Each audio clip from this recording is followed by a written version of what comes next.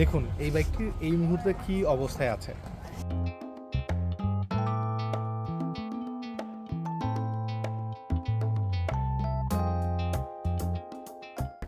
এখন বাইকটিকে একটু আমি কাপড় দিয়ে পরিষ্কার করার চেষ্টা করি, দেখি কতখানি পরিষ্কার করা যায়।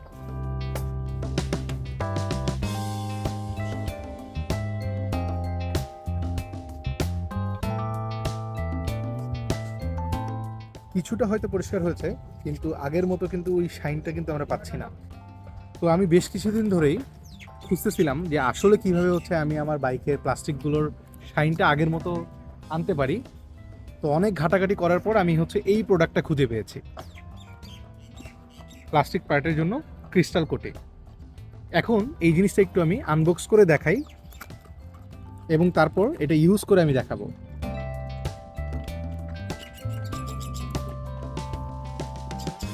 প্যাকেটের মধ্যে এই ফোমটাও দেওয়া ছিল, এবার ব্যবহার করে দেখি যে আসলে এটা কতটুকু কাজ করে। ওকে, এবার হচ্ছে এই পুরাতন প্লাস্টিকের মধ্যে এই জিনিসটা একটু অ্যাপ্লাই করি। আমি বোঝার সুবিধার্থে শুধুমাত্র এই মাঝখানের অংশটাতেই হচ্ছে অ্যাপ্লাই করছি, যাতে করে আপনারা ডিফারেন্সিয়েট করতে পারেন যে আসলে কতটুকু হচ্ছে ইমপ্রুভ হলো কিংবা হলো না।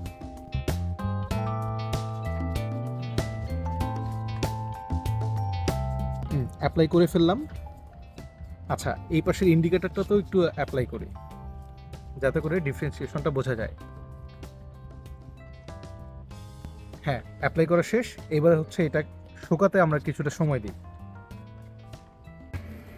এবার আমরা দেখব অ্যাপ্লাই করার পরে আসলে কেমন পার্থক্য এসেছে।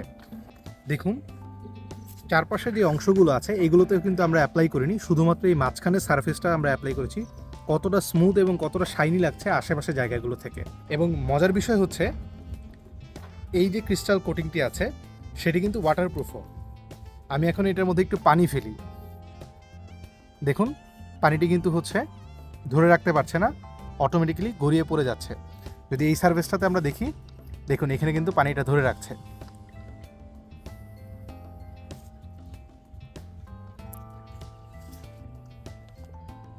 কোনোভাবে এটা পানি ধরে রাখছে না।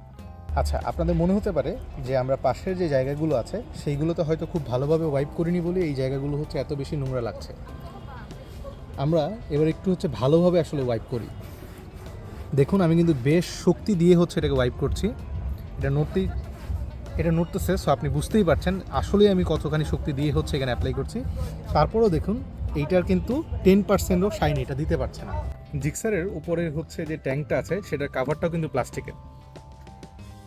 এখন এই প্লাস্টিকের মধ্যে হচ্ছে আমি একটু অ্যাপ্লাই করে দেখি যে আসলে এটা কতখানি কার্যকরী।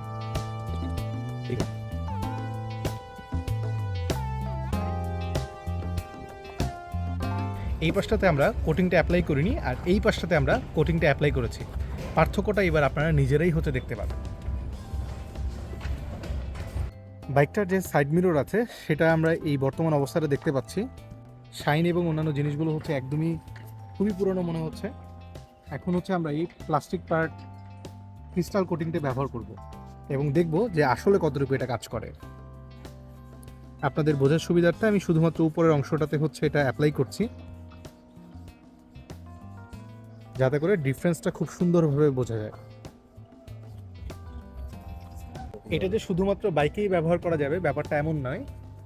বাইকের যে কোনো প্লাস্টিক পার্টে বা গাড়ির যে কোনো প্লাস্টিক পার্টে অথবা আপনার যে কোনো প্লাস্টিক সারফেসে আপনি এটাকে ব্যবহার করতে পারবেন, যাতে করে ওই প্লাস্টিকটা তার একদম প্রথমের মতো বা নতুনের মতো শাইনটা ধরে রাখতে পারে।